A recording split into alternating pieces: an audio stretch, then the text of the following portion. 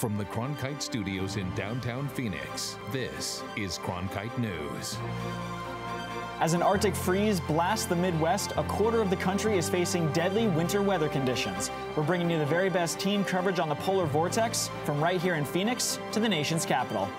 Plus, here at home, a lack of water is causing concern among state leaders. What they plan to do to combat the Arizona water crisis. And abandoned mines posing major safety risks for Arizonans. But one group is dedicating their time to giving back to the community and saving people's lives.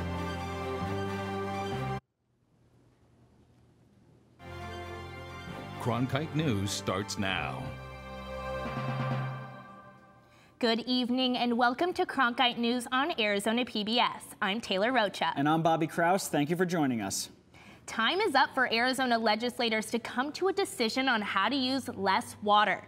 It's part of a multi-state effort to combat water shortages across the Colorado River Basin, which encompasses 7 states, including Arizona. Arizona is the last state to sign off on what's called the Drought Contingency Plan. The plan will manage water usage from the Colorado River reservoirs and invest in longer-term infrastructure. This will make sure the state's largest source of water doesn't hit a critical low. If lawmakers can't agree, the federal government will step in to decide how to keep enough water in reservoirs like Lake Mead. Cronkite News reporter Lillian Donahue has been following this story and went to Pinal County to talk to some of the people who will be most affected by the plan. All this water from the Colorado River has had quite the journey. Well over 300 miles of it in the Central Arizona Project Canal System. It can take up to 7 days for this water to go from the Colorado River to Pinal County, where I'm standing, the heart of Arizona's agriculture. Corn and grains and pretty much a lot of what you'd expect here in Pinal County as far as crops. Brian Rhodes owns the expansive A&B farms near Eloy, Arizona, about an hour southeast of Phoenix. We've grown this farming operation pretty much from scratch. I mean, we're farming 15,000 plus acres today. His most critical resource cuts through his alfalfa fields. The Central Arizona Project carries over 1.5 million acre feet of water each year and brings life to his crops. We're going to all have to adjust to kind of a new frontier as far as water availability and from what we've been used to. After nearly 20 years of drought in the Colorado River Basin and declining water levels at Lake Mead, Rhodes and other farmers are going to have to change the way they use water for agriculture, including changing the crops they grow to how they water the fields. And what it does is it saves water consumption substantially. The fate of his farm and many others are in the hands of a multi-state planning effort that will allocate water from the Colorado River and make millions of dollars available for more sustainable water infrastructure. There's more water going out of Lake Mead than coming in. Sarah Porter with Arizona State University's Kyle Center for Water Policy says that the Drought Contingency Plan helps solidify, at least in the short term, ways to protect groundwater in the Southwest. The last thing we want is uncertainty. It's always better in water to kind of have control over your destiny.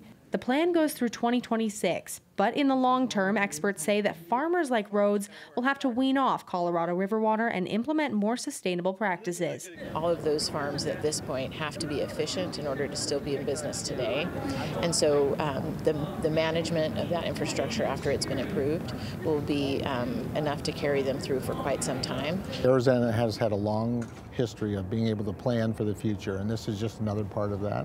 And these are our fields on both sides of the canal here. A&B Farms has already begun thinking ahead. Leveling some cotton fields to reduce water is a small price to pay for a more certain farming future. I've got a 6-year-old son that loves coming to the farm every Saturday. My hope is that there'll be water and then we'll be able to be doing this when he's old enough to kind of get into the business. In Eloy, Lillian Donahue, Cronkite News. Right now, 6 migrants on a hunger strike at a Texas detention center are being force-fed. That's according to federal immigration officials who say 11 detainees have been refusing to eat. However, other detained immigrants told the Associated Press there are actually closer to 30 detainees refusing food in protest of their conditions. ICE officials say more detainees are on hunger strikes in 4 more cities, including Phoenix. Meanwhile, at the southern border, dozens of volunteers headed out to the desert near Tucson to help clean up 45 miles of tough terrain. Reporter Francesca Mia Gomez joined them on Saturday as they picked up hundreds of bags of trash. The 4th annual All the Way to the Border trash event brought in dozens and dozens of volunteers from different walks of life, all with one end goal in mind: to make one Arizona highway a cleaner and safer place. You can't get everything. It's a busy Saturday for Melissa Owens as she picks up trash on Highway 286 along Arizona's southern desert. We don't just do 1 or 2 miles, we do 45 miles from 3 points to the border. That's where the name All the Way to the Border comes from. Oh, I thought it was a water bag. And this weekend, the volunteers hit a new record high. At the end of the day, 210 bags filled with trash. This is kind of gross. Any event like this should be important to people because this is where we live. We cause the trash. And got to give back. That's a sentiment shared by all of the volunteers who came out, uniting them in reaching one common goal, even when their politics don't necessarily align. We don't care about agendas. We just want to get the highway cleaned up, and we do it. This kind of cleanup effort isn't just about picking up garbage along the highway. It's also about protecting the wildlife in the area. Deer and pronghorn, for example, eat plastic bags, and it's really dangerous. Volunteers on Highway 286 have experienced different types of trash down here, such as backpacks, beer cans, and liquor bottles. Picking up a lot of shards out here. Pretty much the basics is wear good gloves and just kind of be aware where you're putting your hands at, because you could always run into a snake or something else that could be venomous. Of course, keep covered from the sun. So where is the trash coming from?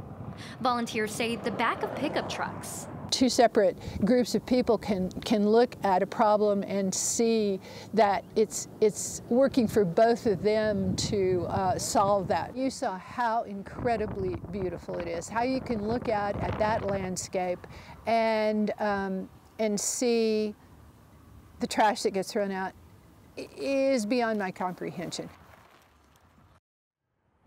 Well, this is the group's 4th year in a row doing this, and they had over 70 volunteers and picked up over 210 bags of trash. Owen says that they look forward to doing this again next year. In downtown Phoenix, Mia Gomez, Cronkite News. The dangerous winter weather hitting the northern part of the country is being called one of the coldest Arctic air masses to blast through the U.S. in recent history. The storm has already been blamed for at least 11 deaths, with wind chills reaching -50 degrees. Snowstorms have ripped through the Northeast, bringing near whiteout conditions and whipping winds of up to 30 miles per hour in New York and Philadelphia. We have live team coverage on this polar vortex that's sweeping through over a quarter of the country. Let's begin with Cronkite News reporter Lev Junius, who joins us from our Washington, D.C. bureau. Washington has been spared the worst of the deep freeze, but you could take my word for it, it's cold out here. With temperatures in the single digits this morning and a wind chill making it feel below zero, some schools have closed. Even federal offices opened late yesterday, but the cold hasn't stopped everybody. Temperatures are in the teens, and the wind made it feel even colder today. But that did not stop Mike Ioannis from manning his food cart across Pennsylvania Avenue from the Trump International Hotel. It's very cold, but no choice because I have bills, so I'm trying to make some. The weather did not hinder Ioannis. The same could not be said of his customers. Not too many people because it's too cold.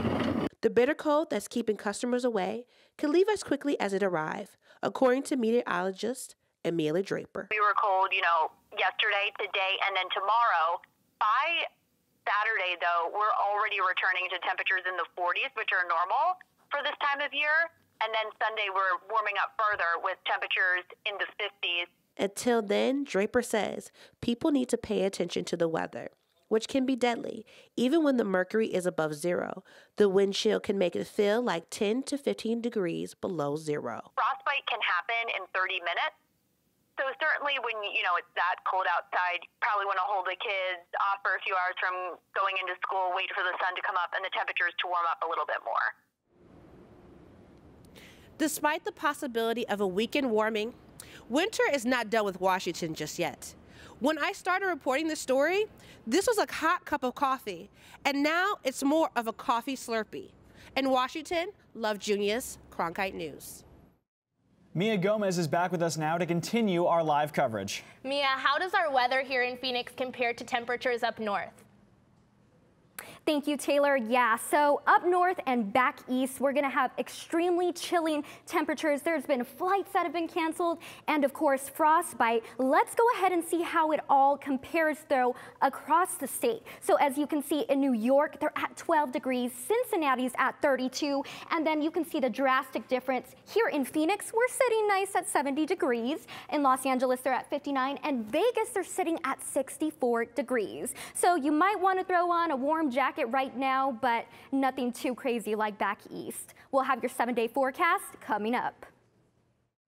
Polar Vortex 2019 is trending on social media right now. Mark Sheridan tweeted this out to put today's highs in perspective. It says Phoenix, Maryland will reach 20 degrees. Phoenix, New York will reach 11 degrees. Phoenix, Illinois, just 1 degree. And Phoenix, Arizona will reach a beautiful 74 degrees today. And we're seeing lots of incredible images and videos circulating online, like this picture posted by Brandy Smith. She writes, "How amazing is this? Lake Michigan, when frozen, looks like it's a completely different planet."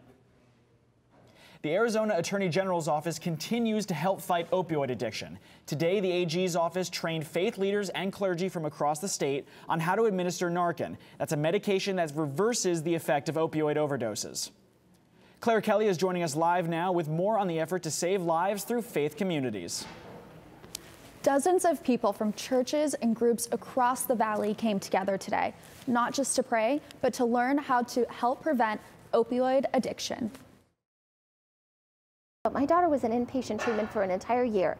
It took her entire college fund.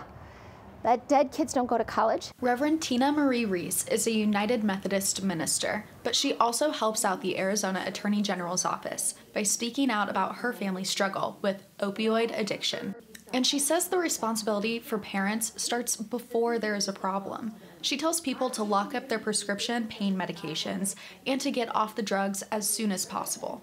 Our goal is to give people the proper training to be able to pinpoint and see when someone is having this type of issue. Then, should there be an overdose, understand how to administer the actual drug called Narcan that will reverse the symptoms. Those who attended learned how to administer Narcan and left with a kit of the drug. If you believe you're in a neighborhood where you are seeing a lot of people actively using, if you're living in an apartment building where you know there are people actively using, if you want to go down to CVS and buy some Narcan, stop at Walgreens, pick it up. It is over the counter now. You do not need a prescription. If you have a family member you know is messing around like this, yes, get Narcan, 100%. Be ready to intervene. More than 35,000 doses of Narcan have been dispensed in Arizona, according to the Arizona Department of Health Services. In the broadcast center, Claire Kelly with Cronkite News. Coming up next on Cronkite News. See what happened to a pair of dog tags mistakenly donated to an Arizona Goodwill after this photo went viral. Plus, Red for Ed leaders fighting back against 2 proposed bills concerning tax revenue. We take you to the state capitol to find out what's at stake for education in Arizona. I'm Judy Woodruff, anchor and managing editor of the PBS NewsHour. The journalists of tomorrow face a fast-changing media landscape, but quality news remains vitally important to our communities, our country, and our world. At ASU's Walter Cronkite School of Journalism and Mass Communication, students learn solid, reliable reporting, holding the powerful accountable, and rebuilding the public's trust. The Cronkite School and Arizona PBS, preparing the next generation for a stronger future of journalism. New federal tax cuts will bring in more money for Arizona, but Red for Ed leaders argue the revenue will be falling into the wrong hands. Cronkite News reporter Ariel Salk was at the rally at the Capitol. Educators are tired of legislators ignoring our students and giving us lip service like we're going to support you when it's time for an election. And then once they're in office, they're not supporting us at all. Red for Ed leaders spoke at the state capitol yesterday about their frustration with 2 bills concerning tax conformity, proposed in both the House and Senate. Representative Mitzi Epstein is the ranking member of the Ways and Means Committee, says she wants to amend half the bill. So this bill has two parts. One part is just tax conformity. That's where we conform to federal tax laws. We accept those loopholes. The other side would take any extra money that we got and return it with a tax cut. The state's Joint Legislative Budget Committee estimates making that tax change would bring in at least $155 million in revenue to the state's general fund. Thomas has plans for that money. We believe they should take that money and invest it in the needs and the services of Arizona's citizens, and primarily public education. They instead want to give a tax cut, and the tax cut is almost embarrassingly small. Nolan Oster works with special needs children in a Phoenix high school. He thinks the extra money could make a bigger impact in the public school system than if it were to go towards individuals. Families might see $10, $20, $30 in a year in returns from tax breaks, and I think it's important that we acknowledge that the public education system is worth more. The Arizona Education Association estimates the tax break figures, and they are prepared to fight again to get more funds for Arizona schools. We're tired of it. We thought we taught that lesson last year, but it looks like we may have to come down and do it again. At the state capitol, Ariel Salk, Cronkite News. The Epstein Amendment did not pass through the House in a vote late today. Who let the dog tags out? It's what everyone was wondering when a Tucson Goodwill found a set of military dog tags in a pile of donations. After a little over a month of searching, the dog tags have been reunited with the owner. The Marine Corps veteran picked them up. However, due to privacy, Goodwill will not release any more information. Pictures of the dog tags were shared across social media before they found their way back home. Goodwill employees had even reached out to the Marine Corps League for help tracking the veteran down. Arizona's abandoned mines are threatening the safety of people across the state. But coming up next, we'll tell you how one group of 75-year-olds is putting the pedal to the metal and going the extra mile to keep their community safe. Right, and if you're planning on attending Phoenix Open this weekend, you might want to bring an umbrella. I'll let you know why on your 7-day forecast. With wildfires, a scarcity of water, and other environmental issues facing the Earth today, it's critical to stay up to date with local impacts of a changing climate. That's why we created Elemental, covering sustainability, a multimedia collaboration between public television and radio stations. From climate change to water conservation to renewable energy and much more, Elemental covers the latest in sustainability news. Find our stories on our website, elementalreports.com. As journalists at Cronkite News, we report on stories that matter to you by focusing on the local impact. We dig deeper and work tirelessly to keep you informed. Live in Wickerburg. Live in Los Angeles. In Cleveland. In Washington. In Louisville. From Jerusalem. Live in Philadelphia. From around the world to right here in Phoenix. At Cronkite News, we report the facts and stick to the truth.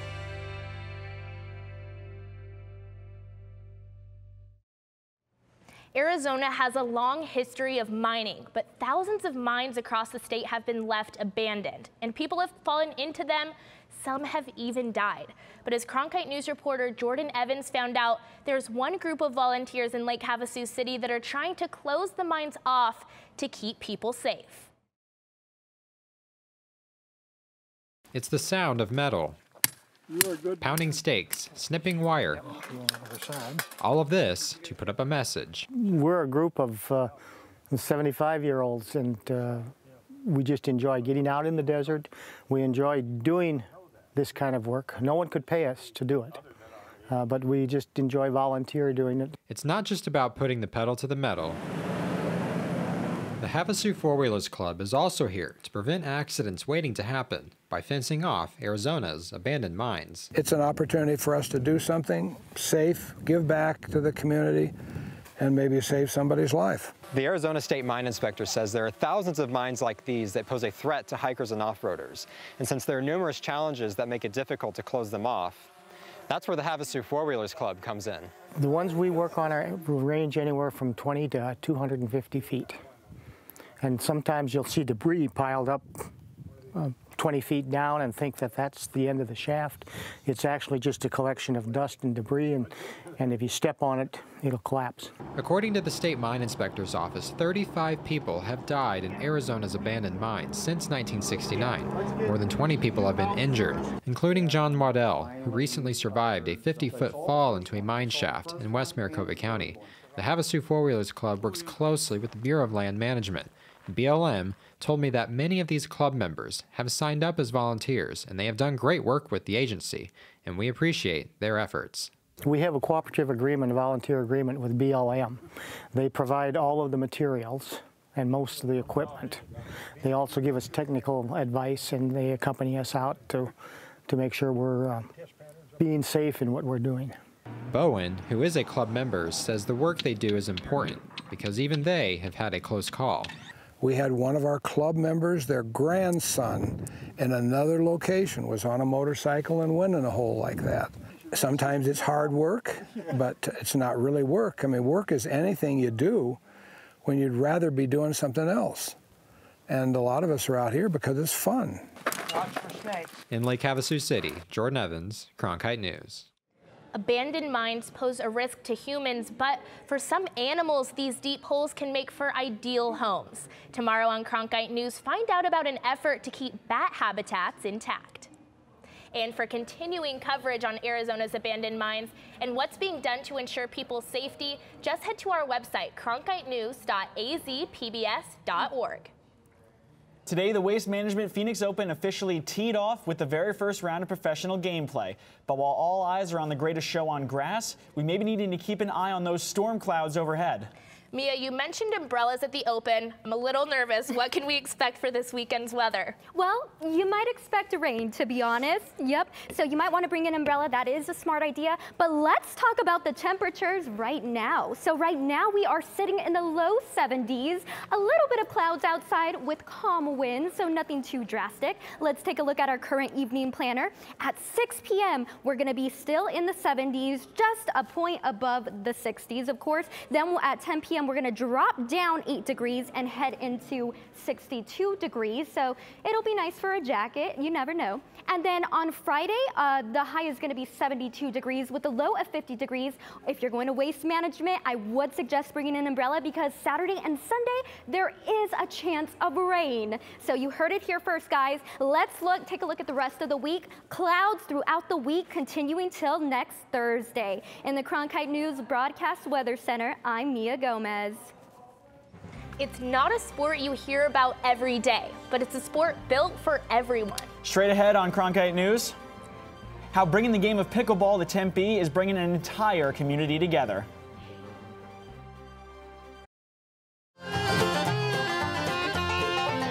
All of its children had come to the Mother Church of Country Music. It was almost like a badge of honor that you had to bring your culture with you to the table. That's why Bob Wills and his guys brought us Western music. That's why Hank Williams brought the South with him from Honky Tonks. Johnny Cash brought the Black Lamb Dirt of Arkansas. Bill Monroe brought music out of Kentucky bluegrass music.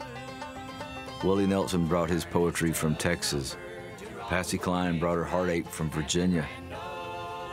I mean, it was the most wonderful parade of sons and daughters of America that brought their hearts and their souls and their experiences, and it gave us a great era in country music.